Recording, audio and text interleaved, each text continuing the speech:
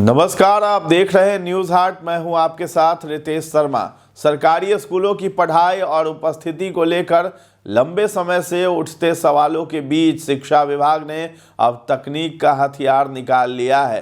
कक्षा पहली से लेकर 12वीं तक के सभी छात्र छात्राओं की उपस्थिति अब ऑनलाइन मोड में दर्ज होगी। इस फैसले के साथ ही स्कूलों में पारंपरिक हाजिरी रजिस्टर की जगह डिजिटल व्यवस्था लेने जा रही है, जिसे शिक्षा व्यवस्था में पारदर्शिता की बड़ी पहल माना जा रहा है।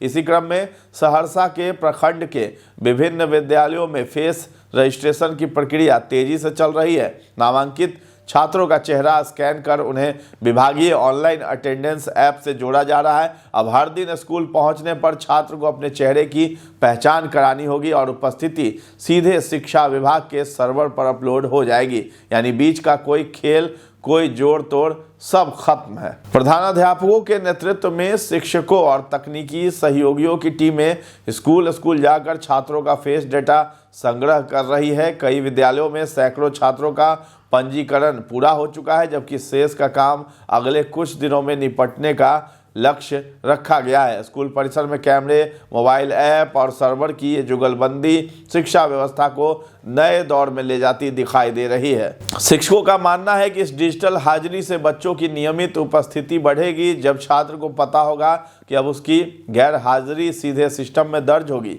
तो स्कूल से दूरी बनाना आसान नहीं रहेगा। सियासी और शैक्षिक भाषा में कहें तो ये कदम डिसिप्लिन और जवाबदेही दोनों को मजबूत करेगा। तो शिक्षा विभाग भी साफ कह रहा है कि नई व्यवस्था लागू होने के बाद हाथ से लिखी उपस्थिति पुस्तिका लगभग बेमानी हो जाएगी। फर्जी उपस्थिति, प्रॉक्सी हाजिरी और आंकड़ों की हेराफेरी पर सीधी रोक लगेगी। विभाग के पास रियल टाइम डेटा रहेगा, जिससे नीति निर्माण और निगरानी दोनों आसान होगी।